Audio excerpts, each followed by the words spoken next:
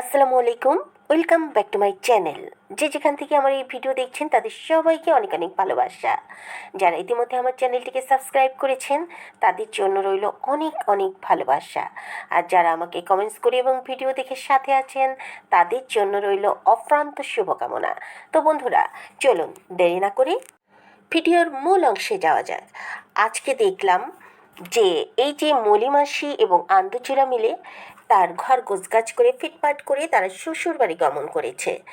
আচ্ছা, আপনাদের কাছে এই যে টেবিল ম্যাটটি যে শো করেছে, এই টেবিল ম্যাট কেমন লাগছে আপনাদের কাছে বলুন তো?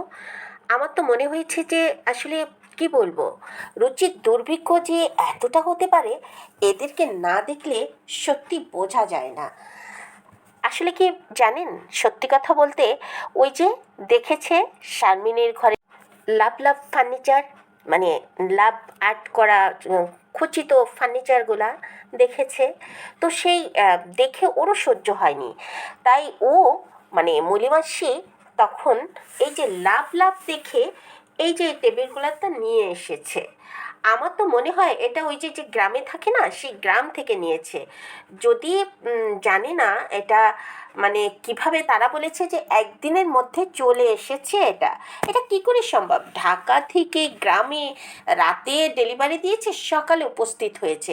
কথাটা অকল্পনীয় নয়? বাংলাদেশে এতটা দ্রুত কিভাবে সম্ভব? আসলে ঢাকার মধ্যে হলে সম্ভব ছিল, ঢাকার বাহিরে মানে ব্যাপারটা কিন্তু ওরা নিজেরাও বুঝেছে। তাই কিন্তু এই যে আন্দুচেরা কিছুটা হলেও তো একটু জানে এ সম্বন্ধে, তাই সে বলেছে যে আমিও অবাক হয়েছি কিভাবে সম্ভব হলো। আসলে কিন্তু না, ওরা এটা ওই যে জাজিরা না কিসে থাকে না, সেখান থেকে নিয়েছে। বাট বলে দিয়েছে এটা ওই পেজ থেকে নিয়েছে, অনলাইন থেকে। আসলে এরা হলো শারমিনের ওই লাভ লাভ দেখে সহ্য করতে পারেনি, তাই ভেবেছে ফার্নিচার তো পাল্টানো সম্ভব নয়, চলো আমরা টেবিল ক্লথ নিয়ে আসি। টেবিল ক্লথ কিনতে যে লাভ টেবিল ক্লথ নিয়ে চলে এসছে, টেবিল ক্লথ ওটা। যাই হোক বন্ধুরা, খুব অবাক লাগলো আজকে যে এই আন্দুচোরা ওই যে বলে না যে বেহায়াদের দাগ দিলে ছায়া হয়। আমি কোনো একটা ভিডিওতে বলেছিলাম, গতদিন যখন বললাম যে এরকম বাচ্চাকে সেবা করে, কিংবা অনেকেই ওই জিনিসটা নিয়ে আলোচনা করছে যে বাবু সারাক্ষণ মিমের বাচ্চাটা রাখে, মিম না সরি আনাম খাসির বাচ্চাটা রাখে সাবিনার, তাকে রাখতে নিয়ে আসছে, এটা ওটা। আগে একটা পালতো, এখন দুটো পালে। কিংবা তিশা পরিবারের সবার মানে বাদি চাকর হলো এই আন্দুচোরা। ঠিক তখন এই সাবিনা কি করলো দেখেছেন? আনাম খাসি সাবিনা, সে আজকে বাটি ধরিয়ে দিল তার মেয়েকে খাওয়ানোর জন্য আন্দুচোরাকে, এবং ক্যামেরাতে সেটা দেখাচ্ছে ইচ্ছে করে। মানে এই যে ভিউয়ার্সরা যারা বলেন কিংবা আমরা যারা আলোচনা করি তাদেরকে হিট দিচ্ছে, তাদেরকে হিট দেওয়ার জন্য সে দেখাচ্ছে যে দেখ তোরা বলিস আরও বেশি করব। তো এই হলে এদের অবস্থা। তো আজকে মলিমাসির এই ছবিটা দেখে আমি খুব হতাশ হলাম। উপরে যে ছবিটা দেখতে পাচ্ছেন, আর মনে মনে বাবুকে বললাম, বাবু শেষ পর্যন্ত কি পাইলি? একেবারে কুমড়া ঝোলা পাইলি, জীবনে তো কিছুই পেলি না, শুধুমাত্র টাকার গন্ধে চলে এসছিস। এখন তো তোকে ঠিকই ইনকাম করাচ্ছে সেই মলিমাসি, এখন বাবুকে দিয়ে ইনকাম করে ওই যে রাজের সঙ্গে পাল্লা দিয়ে টাকা ইনকাম করে দেখিয়ে দিবে। কারণ এখন তো আর বাবুর মানে টাকা খাওয়ার লোক নেই, নেওয়ার ছিনতাই করার লোক নেই। বাবুকে তো চিনিয়ে নিয়ে এসছে, বাবু তো এখন তাদের কবজায় বন্দী, বাবু তো এখন গৃহপালিত প্রাণী। খুব অবাক না বিষয়টা? বাবু এখন মানে সব কিছু থেকেও বাবুর কেউ নেই। তো এই যে উপরে দেখতে পাচ্ছেন কিভাবে হাস্যোজ্জ্বলভাবে মা বসে আছে, পাশে মলিমাসি বসে আছে, চাচা বসে আছে, বাট ক্যামেরার সামনে সে খাওয়াচ্ছে কাকে? আনাম খাসির বাচ্চাকে। আর আনাম খাসি দাঁড়িয়ে দাঁড়িয়ে হাসছে আর বলছে প্র্যাকটিস কর, প্র্যাকটিস করো, প্র্যাকটিস করো। তার মানে এখনই সিগন্যাল দিচ্ছে যে মিম কোনো দায়িত্ব নিতে পারবে না মলিমাসির। অত অত মানে ওই সামনের দুটো দেখছেন তো যে অবস্থা, কদু সাইজ, ওই কদু সাইজ নিয়ে নড়াচড়া করতে তার কষ্ট হয়, দায়িত্ব এই আন্দুচোড়ারে নিতে হবে, তাই আন্দুচোড়াকে দিয়ে প্র্যাকটিস করাচ্ছে। আর এদিকে এই যে নাক ঘোটানি আসলে মুখে যে কি হলো ক্যামেরার সামনে এসেই মুখের ওইটা বারবার ধরে দেখায়। আসলে এদের লজ্জা বলতে কিছু নেই, আবার বলে কি যে হয়েছে বুঝতে পারি না। তা তুই না বুঝতে পারলে আমি বুঝিয়ে দিলাম যে কারোর সঙ্গে কিছু আকাম করতে গিয়েছো, সে ওই স্পটটা ফেলে দিয়েছে। আর উপরে এবার দেখতে পাচ্ছেন কালা পাতিল বুড়ি। এই বুড়িটা কিন্তু নর্তকীদের সর্দার, আর বুড়ির খাওয়ার খবর তো জানেনি, যেমন খেতে পারে তেমন চুলার পিঠে বসে বসে জাল ঠেলতে পারে। বুড়ির একটাই কাজ, চুলার পিঠে সব বউরা সব মেয়েরা সব কিছু করে দেবে, সে বসে বসে চুলার জাল ঠেলবে আর ওক্ত মতো গামলা নিয়ে বসে যাবে খেতে। এই মহিলা গত বছর না ডায়রিয়া হয়েছিল খেতে খেতে, মনে পড়ে আপনাদের? ওই যে তিশা তখন ছিল, নতুন বিয়ে হয়েছে, মিমের এসছিল শ্বশুর বাড়ি বাবু, তাই রোস্ট রান্না করলো, আরও কত কিছু রান্না করলো, তারপর বুড়ি রাতের বেলা ডায়রিয়া হলো খেতে খেতে। তো বুড়ি তাই এই বুড়ি হলো এই 3 মেয়ের সর্বনাশকারী, বুঝছেন? এই জন্য এই বুড়িকে আমি এতটুকু সম্মান দিয়ে কখনোই কথা বলি না। বুড়ি সবসময় মেয়েদেরকে এইসব খারাপ কাজে উৎসাহিত করে সেই খারাপ কাজের টাকার অংশ ভাগা নেয়। আজও দেখলাম যে সাবিনার হাতে তার বড় মেয়ে টাকা পাঠিয়েছে, কোনো এক সোর্সে, বিকাশ হোক যেভাবে হোক ব্যাংক অ্যাকাউন্টে হোক পাঠিয়েছে, সেই টাকা দিতে আসছে সাবিনা। বেশ মোটা অঙ্কের টাকা, আবার জাকাত ফেতরার টাকা। তো জাকাত ফেতরা তো এরা পেয়েই থাকে, কারণ এরা তো অসহায়, জাকাত ফেতরা তো আত্মীয় স্বজনকে দিতে হয়। এটা বলেছে, কে বলেছে? আমাদের তানজিলা বলেছে, এবং কথাটা সত্য যে জাকাত ফেতরা, জাকাতের অংশ বিশেষ করে যে নিজেদের আত্মীয় স্বজনকে আগে দিতে হবে। তো বোধহয় সেটা ভেবেই এই তিশা জাকাতের টাকা তার মার জন্য পাঠিয়ে দিয়েছে। আজকে সবচাইতে অবাক বিষয় আমি যেটা দেখে কয়েক মিনিট হেসে দিয়েছি, সেটা হলো এই আন্দুচোরা মিম এরা একটা তরমুজ কিনেছে শ্বশুর বাড়ি নিয়ে যাবে, সেই তরমুজের মাঝের অংশ দেখে এই আরিফার আক্তার আরিফ, অর্থাৎ মাজা ভাঙা আরিফ, আমি ওকে ডাক দিই মাজা ভাঙা আরিফ, সে লোভ সামলাতে পারলো না, সে সেই মাছের কাটা অংশটা তুলে নিল। এবং সাবিনা বারবার বলছিল রেখে দিতে, বাট সে রাখলোই না। আমি ভেবেছিলাম প্রথম দিকে যে রেখে দিবে, আর কি করছে, তো লাস্টে দেখলাম যে রাখলোই না, সে নিয়ে গেল। আমি তো অবাক হয়ে গেলাম যে এদের মাথা, এদের লোভ, এদের মানে এদের কালচারের সঙ্গে কি করে মেলে। একটা তরমুজ শ্বশুর বাড়ি নিয়ে যাবে, সেই তরমুজের মাঝখানের অংশটা রেখে দিল আরিফ, মানে মাজা ভাঙা আরিফ। তাহলে এরা কি না পারে বোঝেন। আর এই জন্যই এদের দ্বারা পরকীয়া করা সম্ভব, পরের ঘর থেকে ছিনিয়ে এনে মেয়েকে নিজের মেয়ের স্বীকৃতি দেওয়া সম্ভব। আবার এদের দ্বারায় সে মেয়ের সর্বনাশও যে হবে না, সেটাই বা কে বলতে পারে? যার মধ্যে এতটুকু সেন্স নেই যে তরমুজের এই অংশটা রেখে দিলে বাকি আর কি থাকে, সে যে এই পরের মেয়েকে গুরুত্ব দেবে, সম্মান দেবে, কতটা দিতে পারবে, সেই সেন্স কাজ করবে, কে বলতে পারে বলেন?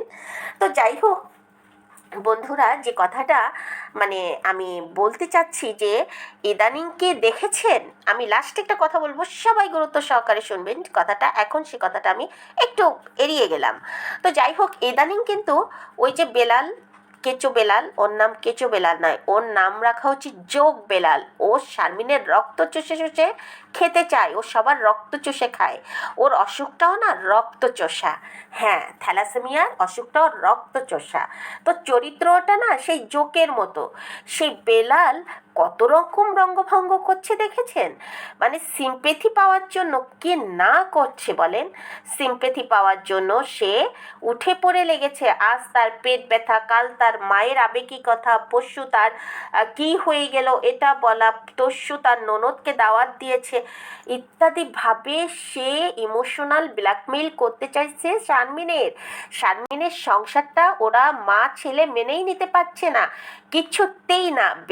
বেলালের বউকে আমি যতটা সহজ সরল ভেবেছিলাম, মহিলার মোটেও সহজ সরল নয়। মহিলার হাঁটা চলার মধ্যে দেখেন একটা ভাব, এবং কথা যদি ক্যামেরার সামনে বলে তখনও দেখেন ক্রিমিনালি একটা ভাব থাকে।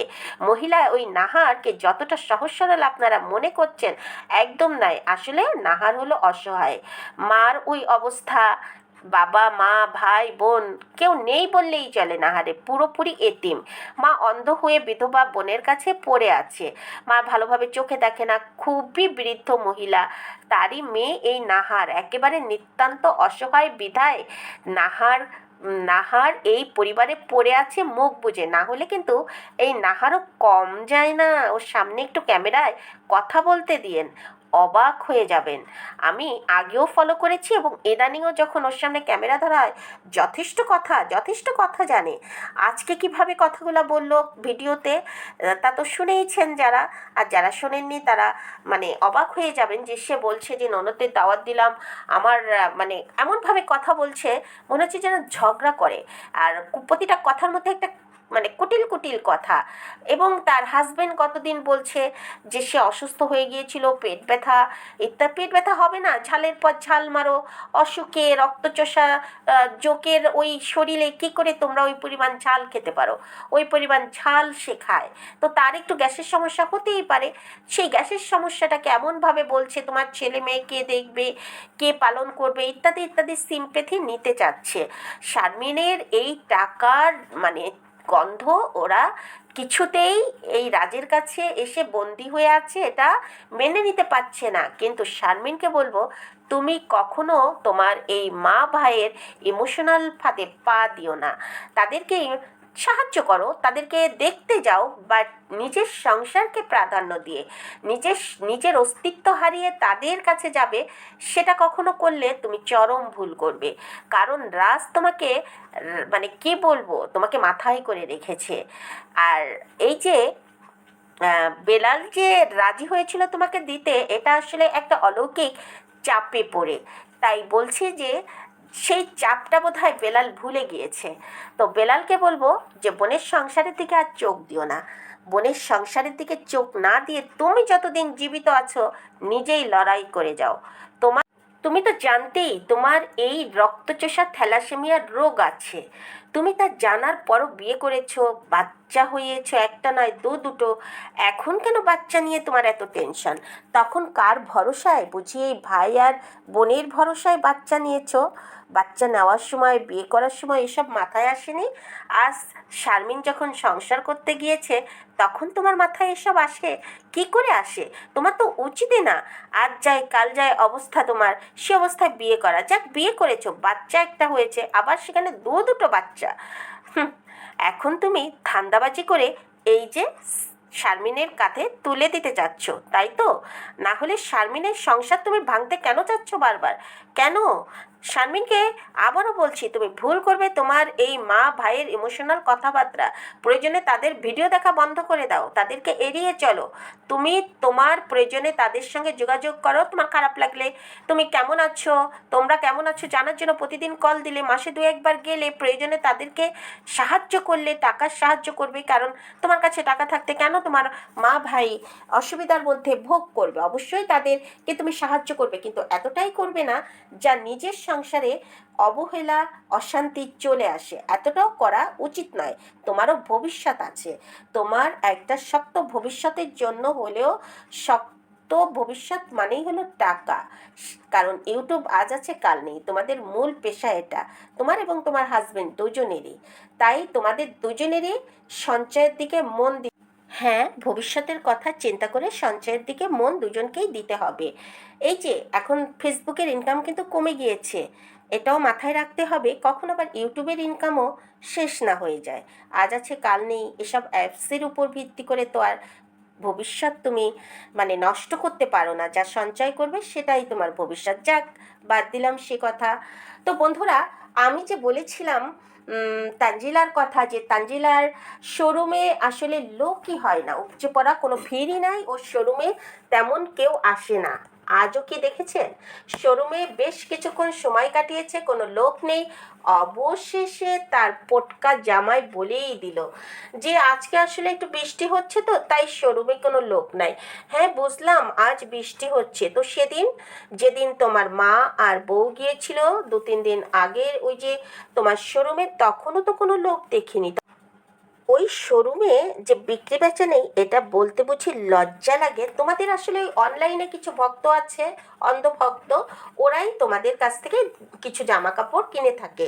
বাট যে দেধারসে তুমি এসে গল্প দাও, এখান থেকে লোকাচ্ছে ওখান থেকে লোকাচ্ছে, উপচে পড়া ভিড়, এটা বিক্রি হচ্ছে ওটা বিক্রি হচ্ছে, আদৌ নয়।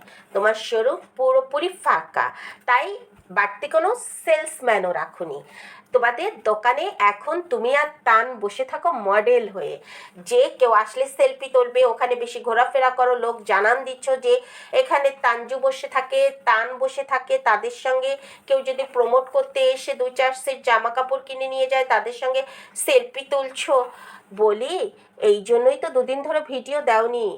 তো বন্ধুরা, এই যে আজকে আবার সেই গলাবাজি এডিট করা ছবি এনে, মানে ভুয়া, ও যে ভুয়া আমি আবারও প্রমাণ করে দিলাম। কিভাবে জানেন?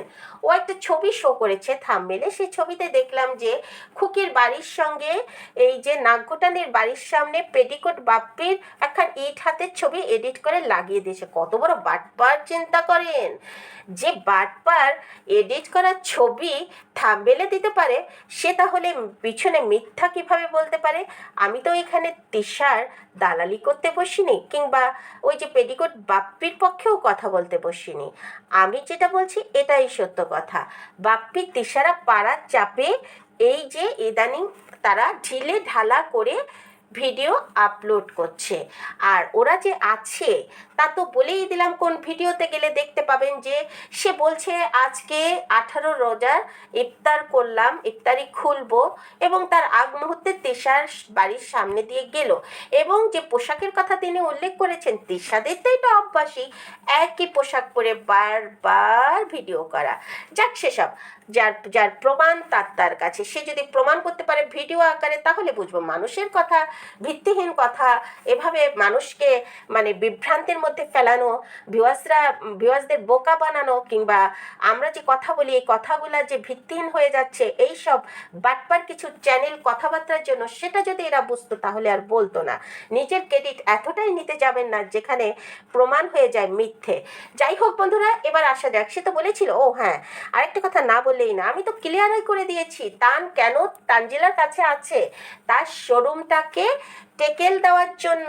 একে তো সে ভেবেছিল উপচে পড়া ভিড় হবে, কিংবা সামনে শেষের দিকে ভিড় হবে, তাই তানকে তারা রেখেছে। আরেকটা কারণ হলো তানকে সবাই চেনে, সবাই তানের একটা ছবি দিয়ে যদি প্রমোট করে, তার চ্যানেল যদি প্রমোট করে, সাথে যদি 2-3 সেট 3 পিস কিংবা পোশাক নিয়ে যায়, তাহলে সেটা করবে।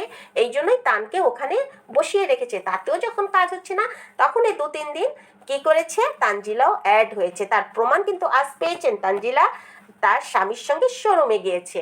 তো এভাবেই পারলে প্রমাণ দেখান, না হলে হাজগুবি আজগুবি কথা বলে এই ভিউয়ার্সদের মন ভেঙে দিয়েন না আপনারা যারা কথা বলছেন।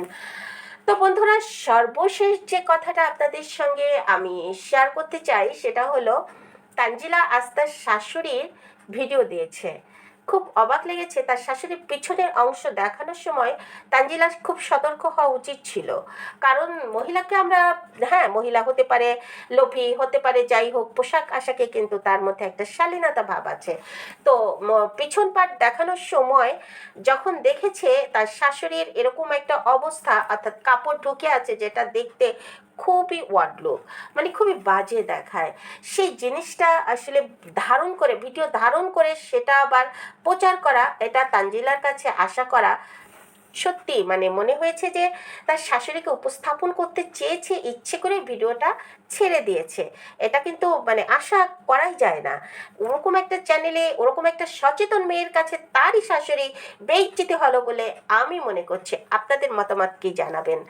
তো আর এদিকে ওই যে চাঁদের বুড়ি, পেটিকোট বাপ্পি এবং চোখ ঘোরানি, এরা কিন্তু অনেক আগেই স্বাভাবিক হয়ে গিয়েছে, অনেক আগে। ওরা যতটা, হ্যাঁ তাদের বাবা মা অবশ্যই আপসেট ছিল, কিন্তু যতটা আপসেট ভাব ওরা দেখাচ্ছিল ততটা আপসেট কিন্তু নয়। আপনারা বাপ্পি মানে পেটিকোট বাপ্পির কথা কি বলবো, সে তো মানে সে তানের, ওই যে আরেকটা ব্যাপার আপনাদের ধরিয়ে দিই, এই যে চাঁদের বুড়ি, সে বলছিল যে সে নাকি খাওয়া দাওয়া করে না ইত্যাদি ইত্যাদি, তখন তার শাশুড়ি খুব খুশি হয় সে একটু খেলে। বাট দেখেছেন তার নেই, এখন ঠিকই শিক কাবাব, কখনো গ্রিল, কখনো এটা, কখনো ওটা, ঠিকই আনছে, ঠিকই ঘরে এনে তারা খাচ্ছে। বাট তান থাকলে তানের দোষ দিত। আসলে এগুলা ওই যে বাপ্পি এবং তৃষা নিজেরাই খায়, নিজেরাই একটা রাক্ষস। বাট শাশুড়ি কিংবা মা মরেছে তার চাইতে মানে কি বলবো, খাওয়ার উপর ঝোঁক এদের বেশি। তাই তো মা মরে যাওয়ার 1 সপ্তাহের মধ্যে 4-5 কেজি মাংস, 3-4টা মুরগি উধাও হয়ে গেল। তারপরে পুনরায় আবার বাজার করলো এবং এখন দেখতেই পাচ্ছেন রোজা রমজানের দিনে তারা বাইরের খাবার আনছে আর খাচ্ছে। টান থাকলে বলো এসব টানের পছন্দ, এসব টান খায়। আসলে তারাই যে গেলে সেটা বলতে লজ্জা লাগে। আমরা ধরে ফেলেছি এখন কে গেলে। ওই যে চাঁদের বুড়ি তৃষা পদ্মার পাড়ে কোনোদিন খায়নি, আর ওই যে কিপটা মায়ের ছেলে পেটিকোট বাপ্পি, যার বাপ মা কোনোদিন খাওয়ায়নি, এখন টাকার গন্ধ পেয়ে তারা এসব খাওয়ার জন্য মানে চুনো চুনো চুনো চুনো করে। বাট দোষ দেয় কারকে? টানকে। আর ওদিকে চোখ ঘোরানি না বলেছিল, এবার আমার আর এদের ইচ্ছা নেই, এদের কোনো মানসিকতা নেই। শপিংয়েই যায়নি, যা কেনার আপনার ভাই কিনেছে। সেই লেকচারবাজ মহিলা আজ গাড়িতে চেপে শপিং করতে গিয়েছে, ঈদ শপিং, আপনারা সবাই দেখেছেন। চোখ ঘোরানি তার আমার মার স্মৃতি কখনো আমি ভুলবো না। আমি বারবার বলবো, কেউ শুনুক আর না শুনুক, আমার বলতে ইচ্ছা করলেই বলবো। ফোনটা হাতে নিয়ে বারবার মা, মনে হয় মাকে কল দিই। লেকচার বেয়াদব